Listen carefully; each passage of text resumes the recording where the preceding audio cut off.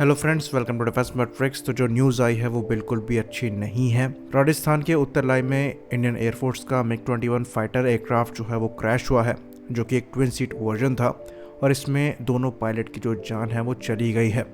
ये क्रैश कल रात को करीबन 9:10 में हुआ और जो विजुअल्स निकल कर सामने आए वो बिल्कुल भी अच्छे नहीं थे। और ये 2022 में MiG-21 का छठा क्रैश है जिसमें 5 पायलटों ने अपनी जान जो है वो गंवा दी है। तो क्रैशेस और भी फाइटर एयरक्राफ्ट के हुए हैं, पर MiG-21 के जो क्रैश होते हैं वो ज़्यादातर फेटल होते हैं। और ये चीज़ कही जाती है कि एयरक्राफ्ट जो हैं वो फिट टू फ्लाई हैं, तभी एयरफोर्स फ्लाई करती है। पर ये चीज़ हम यहाँ पर भूल जाते हैं कि जो सेफ्टी रिकॉर्ड है इस एयरक्राफ्ट का वो इसके टाइम के हिसाब से भले ठीक हो, पर आज के समय के हिसाब से बिल्कुल भी एक्सेप्टेबल नहीं है। एक पायलट को लूज़ करना बहुत बड़ा लॉस होता है और ऐसा नहीं है कि हम इस बारे में पहली बार बात कर रहे हैं। हम पहले भी चीज़ को डिस्कस कर चुके हैं कि MiG-21 से पीस टाइम लॉसेस जो हैं वो हमें अच्छे खासे नंबर में हुए हैं, जो कि बहुत ही ज़्यादा बुरी बात है। तो इन एयरक्राफ्ट को 2024 से रिटायर किया जाना चालू किया जाएगा और उसी समय तेजस मार्क 1A को भी इंडक्ट किया जाएगा, जो कि इसके रिप्लेसमेंट के तौर पर आएंगे। लेकिन जिस हिसाब से ये एयरक्राफ्ट क्रैश हो रहे और फेटल साबित हो रहे हैं, ये जो 2 साल का समय है वो काफ़ी लंबा लगने वाला है। बाकी MiG-21 के क्रैशेस और उसके रिकॉर्ड को लेकर आगे ये हम क्लिप जो है वो अटैच कर रहे हैं। तो ये एयरक्राफ्ट जो है वो इंडियन एयरफोर्स की सर्विस में 1960s से है, पर इसका मतलब ये नहीं है कि सेम एयरक्राफ्ट तब से ऑपरेट हो रहा है।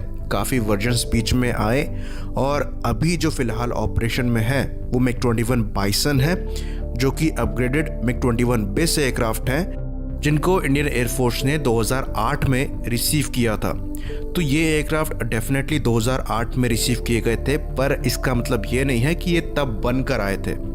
ये MiG-21 बेस का ही अपग्रेड था और MiG-21 बेस इंडिया में 1984 से बनना चालू हुए थे और करीबन 220 यानी कि 220 के आसपास बनाए गए थे। तो इनकी जो डिलीवरी है वो 90s तक चली होगी। तो अगर 90s में बने एयरक्राफ्ट 2008 में अपग्रेड होकर आ रहे हैं तो नॉर्मली इतना चलता है। ये बहुत पुराने हैं या फिर घिस गए हैं, ये कहना गलत होगा। इन एयरक्राफ्ट के स्पेयर वगैरह भी इंडिया में बनते हैं, तो इशू वो नहीं है, इशू डिज़ाइन का है। तो ये एयरक्राफ्ट भले ही बाद में मैन्युफैक्चर किया गया हो, पर डिज़ाइन 1960 से ही चला आ रहा है।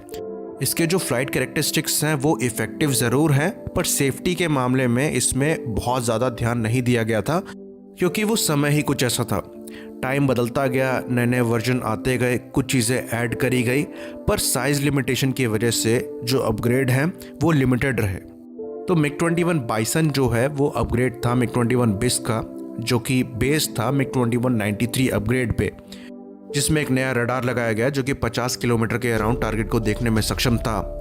एक एक्टिव मिसाइल लगाई गई जो कि R-77 थी और क्लोज रेंज में R-73 लगाई गई।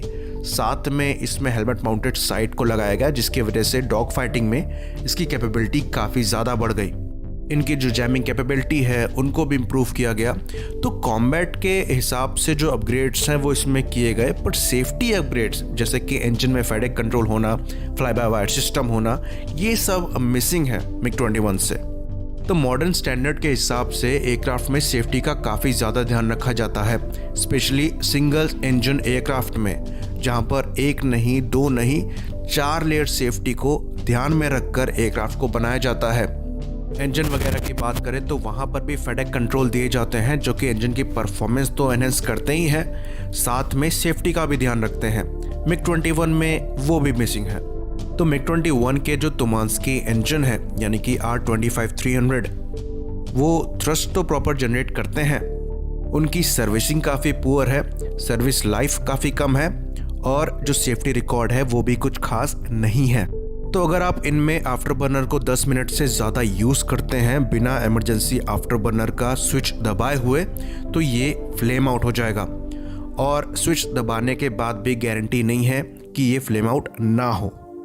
दूसरी चीज़, एयर इनटेक का डिज़ाइन नोज से है, तो हायर जी पुल करने में, स्पेशली नेगेटिव जी पुल करने में इंजन फ्लेम आउट हो सकता है, उसके भी चांसेस हैं।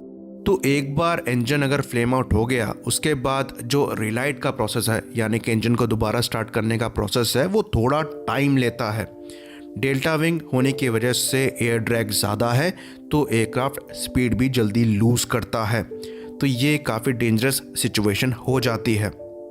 साथ में एयरक्राफ्ट जो है वो फ्लाई बाय वायर सिस्टम के साथ नहीं आता, तो स्टिक पे हमेशा पायलट को काम करना पड़ता है। साथ में अगर आप स्टिक को ज़्यादा पुल कर देंगे तो एयरक्राफ्ट आउट ऑफ कंट्रोल जाने लगता है और हायर एंगल ऑफ अटैक आप इसमें पुल नहीं कर सकते। तो एयरक्राफ्ट भले ही कॉम्बैट इफेक्टिव हो, पर फ्लाई करना इतना आसान नहीं है अगर आप आजकल के स्टैंडर्ड को देखें। सेफ्टी की बात करें तो इसमें मैकेनिकल ऑप्शंस दे रखे हैं अल्टरनेट, पर वो भी टाइम टेकिंग होते हैं और पायलट का एफर्ट लेते हैं, तो जब टाइम काफ़ी कम हो उस समय वो चीज़ थोड़ी भारी पड़ जाती है। साथ में जो एयरक्राफ्ट है उसकी फ्यूल कैपेसिटी काफ़ी कम है और इंजन फ्यूल काफ़ी ज़्यादा पीता है, तो रेंज जो है वो लिमिटेड है। ये भी एक लिमिटिंग फैक्टर है MiG-21 में। साथ में जो इजेक्शन सीट है KM-1M वो भी 0-0 इजेक्शन सीट नहीं है, तो उसमें भी लिमिटेशन है। पायलट एक पर्टिकुलर कंडीशन में ही इजेक्ट कर सकता है वहाँ से। पायलट सेफ्टी के मामले में MiG-21 बिल्कुल भी सही एयरक्राफ्ट नहीं है। टेक ऑफ और लैंडिंग की ही बात करें तो वो भी काफ़ी हाई स्पीड पे होता है। यहाँ तक कि एयरक्राफ्ट को टैक्सी कराने के लिए भी मुड़ते समय ब्रेक्स दबाकर प्रेशर बनाना पड़ता है, तो इसको टैक्सिंग कराना भी बाकी एयरक्राफ्ट के कंपैरिजन में थोड़ा मुश्किल है। तो कॉम्बैट कैपेबिलिटी इस एयरक्राफ्ट की भले ही काफ़ी अच्छी है, पर इसे फ्लाई करना इतना आसान नहीं है और सेफ्टी इसमें उतनी अच्छी नहीं है और इनको रिटायर करने की सख्त ज़रूरत है, जिसके लिए ऑर्डर पहले ही तेजस मार्क 1A के दिए जा चुके हैं। और अगर अभी की बात करें तो 4 MiG-21 बाइसन के जो स्क्वाड्रन्स हैं वो एक्टिव सर्विस में हैं और इन एयरक्राफ्ट को आने वाले 4 से 5 साल में रिटायर किया जाना है। इसी बात पर इस वीडियो को ख़त्म करते हैं। लाइक करिए, सब्सक्राइब करिए। जय हिंद।